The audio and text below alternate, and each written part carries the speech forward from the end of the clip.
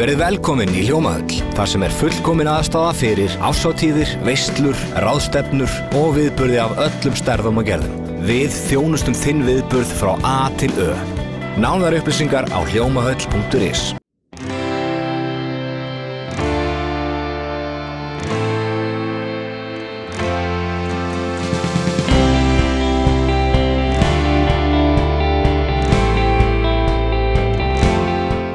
Sæl og verið velkomin í Suðurnesja Magasín í sumarbyrjun.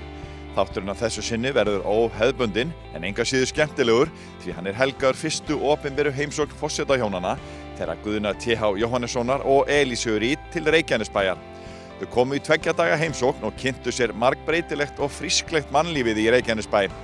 Að heimsókn lokinni settust þau niður með okkur og sögðu hvað þeim fannst fólkið og fjörið í þessu vaxandi samfélagi. Kæra forsetahjón, velkomin í viðtal hjá okkur á Víkursettum. Gaman að fá okkur á svæðið. Takk fyrir. Já, takk. Það ansi langt síðan að forseti Íslands kom í opinbera heimsókn til Suðurnesja, til einhvers bæjarfélags, en við höldum að það sé svona hafi verið að hálf opinber heimsókn hjá gömlum forvera þínum, Sveini Björnssyni, það ekki rétt? Jú, það hefur verið með hans fyrstu embættisverkum, liggur mig við að segja. Hann kemur í opinbera heimsókn til Keflavíkur í september 1944 þegar lýðveldið einungis nokkurra vikna gamalt. Auðvitað hafa forsetar síðan komið hingað í opinberum erindagjörðum við vígslu, spítala eða við afmælishátíðir en þetta var í það minnsta fyrsta heimsóknin og sko það náttúrulega gaman að bera saman bæjarfélag þá og nú, tíðarandan. Ég get ímyndað mér að þegar bæjarbúar tók á móti Sveini þarna í september 44 hafi það kannski verið í eitt af fáum skiptum, ef ekki eina skiptið, sem fólk átti þess jafnvel kost að sjá forsetann sinn.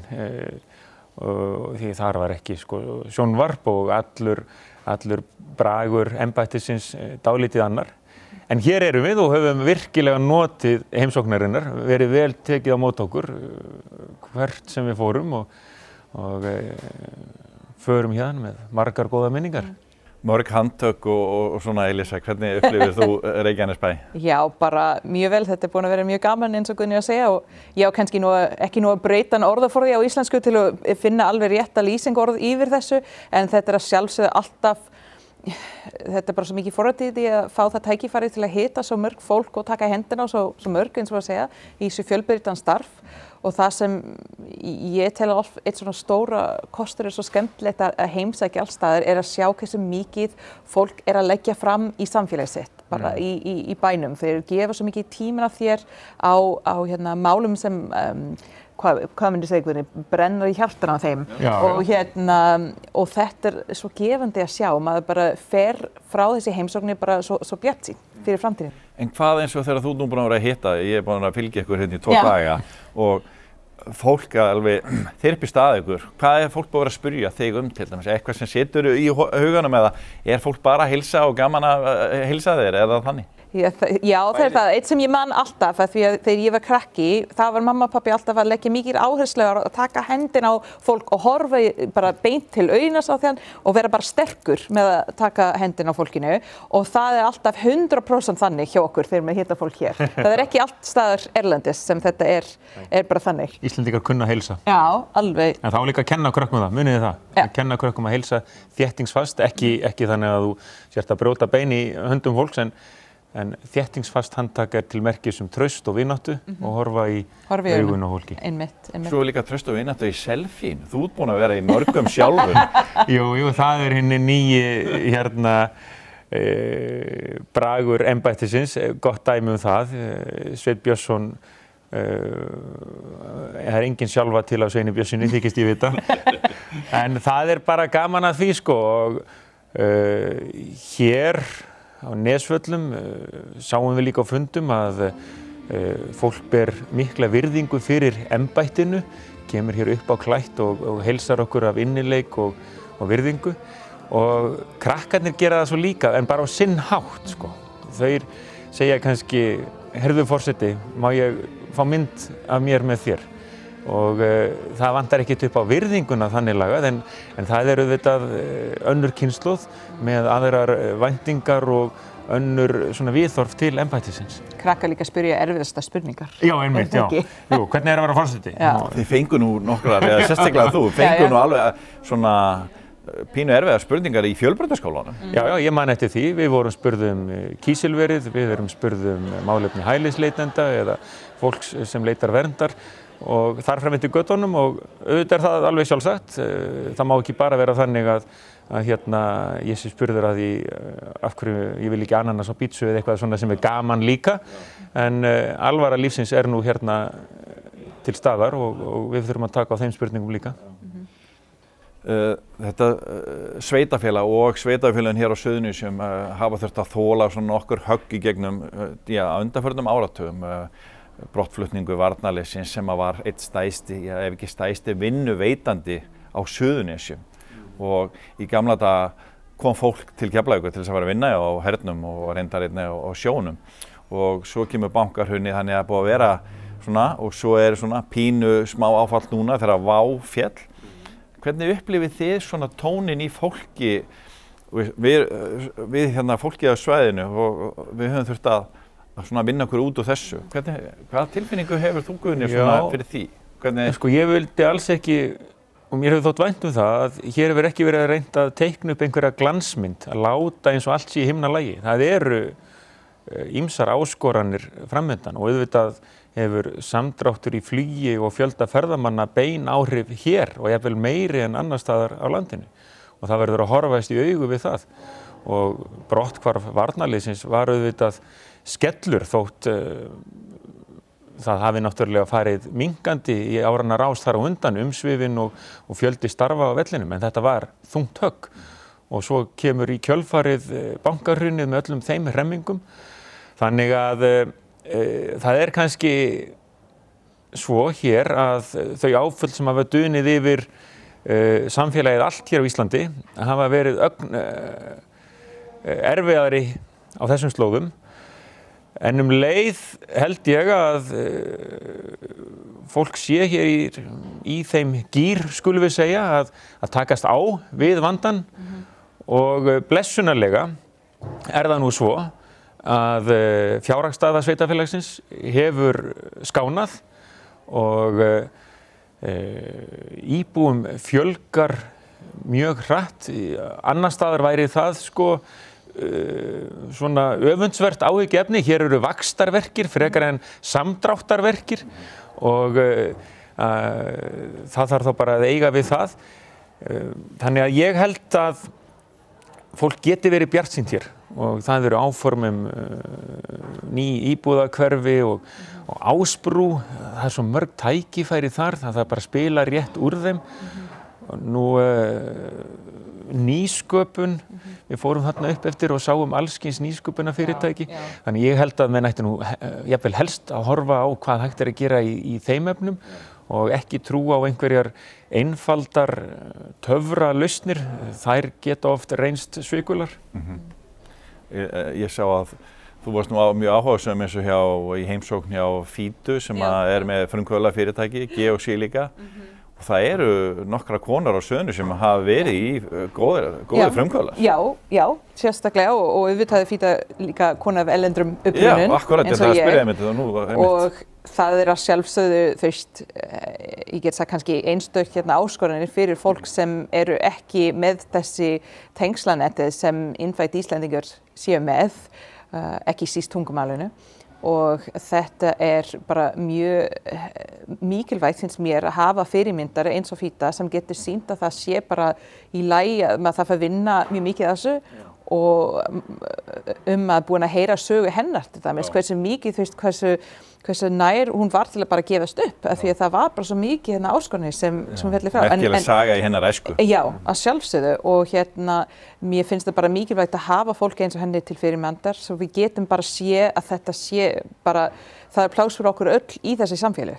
Það auðvitað eitt einkenni á Reykjanesbæ núna, umtalsverði fjöldi fólks af erlendum uppruna og fjórðungur eða svo, mun ég rétt og nú ég að reyna að muna það sem ég sagði í ræðunni minni, sko. Það eru 10 leikskólar, 6 grunnskólar og 30 tungumál töluð og þessum staðreyndum eigum við bara að snúa þannig að þær séu okkur í hag, nýta þann styrk sem felst í því að eiga mannauð þar sem fólk talar ólík tungumál og getur nýtt þau. En leið auðvitað það þannig að þeir sem hér vilja búa til frambúðar vita það bara sjálfir, finna á eigin skinni að maður verður að læra að minnstu kosti eitthvað í tungumálinu. Annars maður alltaf eins og maður sé gestur í heimsókn og þá hvílir líka svo skylda á okkur, á samfélaginu, á sveitarfélaginu, á stjórnvöldum,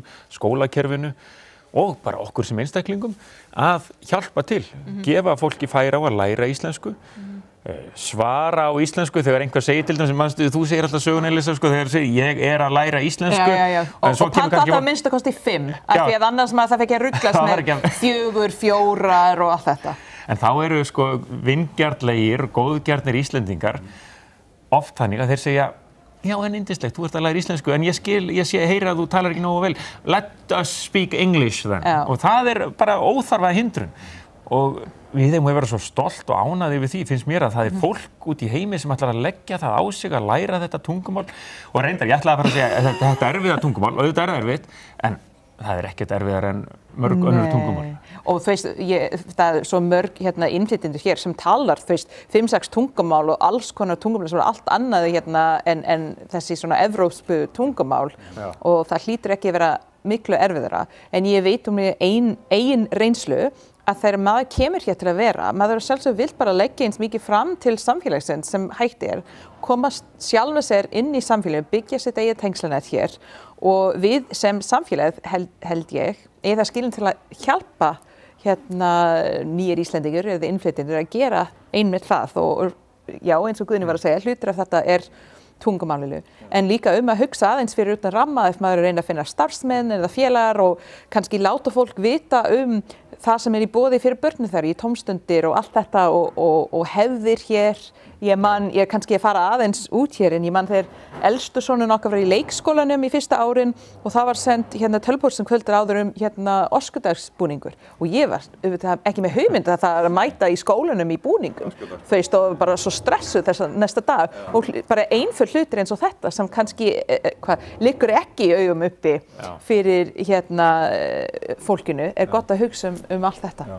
En ég verð að fá að spyrja það því að þú ert komið með gott vald á íslensku. Hvað viltu segja við þessa innflytjendur? Já. Það eru flestir að hvetja á til þess að læra íslensku. Já. Það erfitt eða hvað ertu með eitthvað leiðsögn sem getur sagt eitthvað eitt ráð? Ég mun bara segja að halda áfram og ekki vera feimin að tala og að gera mistök. Ég get alveg talað marga klukkustimi núna hversu mörg mistök ég hef gert. Ég talaði við Guðna einu sinni fyrir framan 500 manns og vildi segja hversu þakklátt ég væri fyrir stuðninginn. Ég sagði ég þakklátur, svo hugsaði nei, það ekki rétt. Ég þakklöt, sagði ég, allir hló og það fullt á svona dæmi. Og ekki hika við að bara halda áfram. Ég mæli með þessi setning, ég að læra íslensku og aðeins að láta fólk, ef þeir vill skipta sérstaklega yfir á ensku eitthvað, bara segja nei, höldum bara áfram. En erfiðasta hlutir þegar maður komin aðeins lengra með tungumáli, aðeins meira en góðan daginn, takk, en samt ekki nóg til að spjalla. Þetta svolítið erfiðasta tími, af því að maður veit ef til dæmis maður tala ensku, þetta væri auðveldara fyrir okkur bara að spjalla saman á ensku, en maður kemur aldrei úr þessu skóginum nema maður halda áfram. Við heyrðum þetta í miðstöð símenntunar í gær. Þarna var kona sem var búin að vera í 1 ár á svæðinu og hún talaði nú bara nokkuð góð íslensku og las og reyndar upp mjög góðan texta. Já, og svo verðum við náttúrulega líka að horfast fúslega í augu við það að sumir koma hér sem, líkum við að segja bara eins og farandverkamenn, ætla að vera hér kannski nokkra mánuði eða 1-2 ár og þá segir það sig kannski sjálft að fólk fer ekki að verja sínum dýrmæta frítíma og orku í það að læra tungumálið. Við erum hér í þessum fjölþjóða umhverfi, jafnvel sérstaklega hér á Suðurnesjum, þar sem sko þörf starfsfólks í kringum flugvöllin og má vel vera að hérna við fáum hingað fólk sem við þurfum í vinnu, en svo það horfið á braut og þá maður ekkert að gera kröfu um að læra hérna þetta tungumál okkar. Þannig að þetta svona, við þurfum að sýna líka umburðari lyndi á þeim vettvangi. Og svo náttúrulega sko, þótt þetta sé eitt einkenni Reykjanesbæjar, hinn tiltölulega mikli fjöldi fólks af erlendu bergi brotnu, þá hérna bara gaman að sjá að hérna hér eru bara sömu áskoranir, sömu tækifæri, sömu sjónarmið og alls staðar annars staðar. Við fórum á 5-leika æfingar hjá krökkunum og fótboltaæfingar og æfingar í júdó og þetta hefði getað verið hvar sem annars staðar á landinu þannig lagað sko.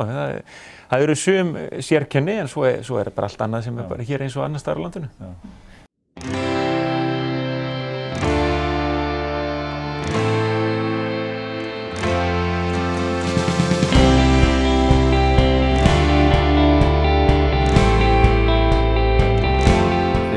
Fullt af börnum og þið komuð í skólamat í gær og ekki börnin eitthvað börnum að fá mat frá þessu ágæta fyrirtæki hérna, þetta svona sem stofnandi skólamatar Axel Jónsson, hann svona einn af frumkvöðlum í rauninni að hafa séð að búið til mat fyrir skólabörn og leikskólabörn. Já, og við kvörtum ekki og ekki heldur krakkarnir sko. Maður sá líka að þarna var gott dæmi það að fólk leggur sig fram og sýnir fagmennsku og metnað og það skila sér í góðri afurð. Og við fengum grónagorið í dag í Háleitsskóla. Já. En svo náttúrulega var gaman í gær á 50 þegar þið eru viðstödd við opnun á listahátíð barna, þannig að það var svakalega mikið fjör. Það var bara svo og þessar sýningar sem þau eru búin að gera úr hlutum sem eiga að fara í grænutunnuna, endurunna, fannst ykkur þetta ekki skemmtilegt? Manstu hvað varum að tala um eins og skvísurnar? Já, það er bara hægt að gera alls konar úr þessu og bara sjá því börnin hugsar alltaf svo mikið aðeins fyrir utan ramma og hérna lætur ekki endilega svona veruleikann stoppa sig. Þetta var bara svo frábært að sjá, líka skemmtilegt að sjá börnina á eftir reyna að leita eftir þeirra verkefni. Já. Og líka bara umgjörðin, dúshús, hvernig þau hafa verið gerð upp og hvernig hægt að segja sögu staðarins. Og eins og við byrjum á að tala sko, hvernig þróunin hefur verið hérna. Sko Keflavík, bara fram við miðbik síðust aldar skulum við segja, nú er ég engin sérfræðingur sögu Keflavíkur eða Njarðvíkur. Þessi staðir reiddu sér náttúrulega útgerð, þetta voru útgerðarbæir, útgerðarpláss. Fastir sóttu sjóinn og sækja hann enn, þetta eru Suðurnesja menn í hnotskurn og svo kemur völlurinn með öllum sínum tækifærum og breytingum og nú er útgerð ekki undirstaðan hér eins og áður var og svo náttúrulega ef við horfum aftur í aldir þá er það útgerð hérna sem er undirstaðan og að því leytinu til skera Suðurnesins sig kannski aðeins frá flestum öðrum hlutum landsins. Talandi þessi mál sem eru sérkenni á svæðinu, það hefur löngu verið sagt að það hafi liðið fyrir til dæmis að varnarliðið var hérna sem var mjög góður vinnuveitandi og borgaði gott kaup en þú þurftir ekki mjög mikla menntun. Þannig að það er eina ástæðan fyrir því að menntunarstig var til dæmis lægra hérna. En nú voruð þið til dæmis í Keili og búin að heimsækja fleiri skóla og svona. Nú voruð þið búin að fá upplýsingar þetta? Hjálmar er búin að segja í dag að það er búin að hækka í síðasta 5 ár frá 22%. Já, einmitt sem er meira... Mikil hækkun að háskólamenntuðu fólki. Já, í stuttan tíma. Kannski var það með þannig sko að völlurinn varð til þess að þar voru atvinnutækifæri sem voru til staðar og þá kannski minnkaði þörfin á eða viljinn eða áhuginn á að leita sér menntunar og þar fram til göttunum. Við sáum það og svo hverfur varnarliðið og eftir stendur fólk án atvinnu og jafnvel án nægilegrar menntunar til þess að leita að vinnu annar staðar. En þá einmitt held ég að Keilir hafi komið sterkur inn En við lærum til dæmis líka í gær í menntaskóla Suðurnesja hvernig það var búin að hækka stúdentar eftir hrunið, í fjölbrautaskóla, hversu mikið það var búin að hækka. Þau voru að stytta stúdentsnámi í 3 ár. Já, það líka. Og svo eins og er að byrja núna upp í Keili, nám í tölvuleikagerð og þá fyrir maður kannski að hugsa tölvuleikagerð. En ég meina við höfum nám í kvikmyndagerð, við höfum nám í, það eru bókmenntir og ritlist og tölvuleikur er bara ný tegund afþreyingar, rétt eins og bókmenntir voru á sínum tíma og kvikmyndir svo og auðvitað er frábært að við höfum leið til þess að kenna þessa iðju því að tölvuleikir er ekki að fara neitt. Risastóri iðnaður út í heimi. Ja, akkurat. Þannig að þetta finnst mér flott. Og allt skólakerfið og þarf náttúrulega að taka mið af þörfum samfélagsins, óskum nemendanna. Auðvitað þurfum við hennan kjarna, eins og krakkarnir í tölvuleikjanáminu, þeir þurfa að læra íslensku og ensku og hvaðina, bara eins og hvert annað stúdentspróf. En það þarf að vera sveigjanleiki því að ekkert samfélag lifir óbreytt. Stöðnun er að finna illa. Við viljum auðvitað halda í það sem er gott og gilt en leið þróast og breytast og batna. Og þið fóruð og heimsóttuð unga íþróttamenn, íþróttafólk í Fjölnotahúsinu. Guðni var vinsæll. Skrifa gaf einhverja ég held mér leiði eins og bara Eiði Smára eða Margréti Láru eða einhverjum svona hetjum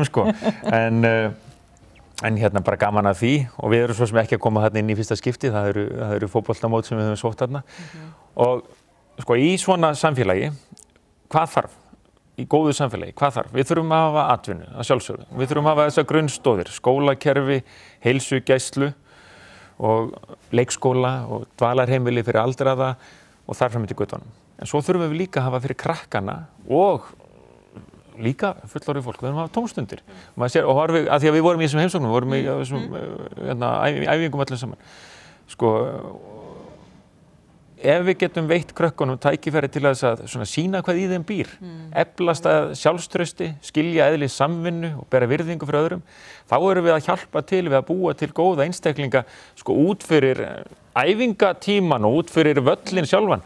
Það er gaman alltaf þegar við eignumst afreksfólki í íþróttum eins og raun ber vitni hér í Reykjanesbæ en grundvöllur alls íþrótta og ungmennastarfs á að vera sá að leyfa öllum að njóta sín á eigin forsendum, leyfa öllum að vera með og hjálpa fólki að finna sína eigin styrkleika og að vinna í hóp eins og ég var að segja og það sýnist mér vel gert hérna og þetta gildi líka tónlistastarfið. Hér erum við með frábæran tónlistaskóla og mér var sagt að í árunum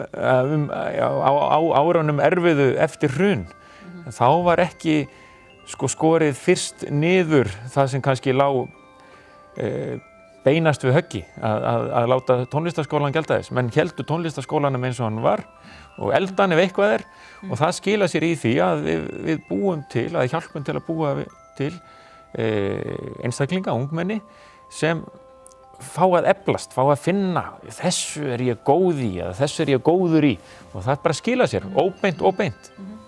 Þeir eru horfið tilbaka núna, búin að vera hérna í 2 daga og kynnast atvinnulífinu, menningunni, menntuninni. Þið voruð að skoða dósasel og hæfingastöðuna, hluti sem að kannski fengu ekki mikla athygli í gamla daga. Við erum öll í sama liði og við erum hér samfélag og við eigum að hjálpa stað og við eigum að leyfa öllum að njóta sín og láta alla finna að þeir njóti virðingar í samfélaginu og þess vegna var gaman að fara á þessa staði sem þú nefndir og finna hlýtt viðmót fólks og þar fyrir utan dósasel er nú bara mikilvægur hluti í þessari keðju samfélagsins og upp á Ásbrú þarna þar sem við vorum, þar er hægt að framleiða vörur sem koma að gagni þannig að þetta er ekki þannig að þetta er ekki svo að það sé einhver gæska sem býr að baki, það er líka hagnýtt gildi og nauðsynlegur hluti samfélagsins. Þannig að við höfum bara gaman að því að kynna okkur þá starfsemi eins og aðra. Að fólk með skerta starfsgetu geti samt gert gagn. Já, og eins og við sjáum hérna í Fjölsmiðjunni, það er svo auðvelt núna því miður fyrir ungt fólk að svona detta aðeins út úr samfélaginu, að snúa sólarhringnum við, jafnvel nú ég bara búa til einhverja ímyndaða mynd einhvers einstaklings sem fer að spila tölvuleiki, fer að horfa á bíómyndir eða þætti fram eftir nóttu, næri ekki að vakna til að vera í skólan, flosnast upp úr námi, búin að snúa sólarhringnum við og þarf smá aðstoð til þess að koma sér aftur á trú bara. Á trú, já, sjálfsvirðingu. Og þá er svo mikilvægt að hafa stað eins og Fjölsmiðjuna, þar sem þú færð smá ramma, smá aga, það er hringt ef þú vaknar ekki og reynslan sýnir af þessari frábæru starfsemi að fólk fær þar tíma og stuðning og virðingu, nær áttum, nær að átta sig á því að já, ég hef eitthvað fram að færa, ég get verið þessi góða útgáfa af sjálfum mér sem maður noti nú klísjur og ég hef eitthvað fram að færa í samfélaginu og fer svo að vinna, fer svo að læra og þetta kemur, ef þú ert bara að hugsa krónur og aura, þá koma þær margfalt tilbaka. Þetta búið að vera ansi gaman að fylgjast með ykkur hérna heimsækja og ég vil bara þakka ykkur gæla og fyrir hönd bæjarbúa líka á svæðinu og Suðurnesjum í Reykjanesbæ. Þakka ykkur fyrir komuna og takk fyrir að koma í spjall. Takk fyrir. Takk fyrir. Takk svo leiðis. Fyrsti forseti lýðveldisins, eins og við öll vitum, var Sveinn Björnsson. Í kjölfar hans kom einhver Ásgeir Ásgeirsson.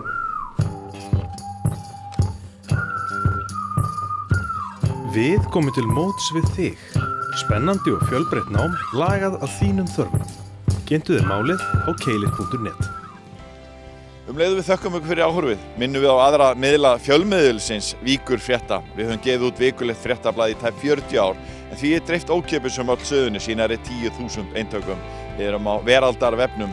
Víkurfréttavefurinn vaffek.is er með fréttir frá Suðurnesjum alla daga. Fyrir kylfinga þá bjóðum við golffréttir alla daga líka á kylfingur.is. Þannig að þáttu eldri þætti má sjá á vaffek.is og hringbraut.is. Að lokum minnum við á nýja þáttaröð okkar, Suður með sjó, sem sýnd á sunnudagskvöldum. Takk fyrir okkur, verið sæl.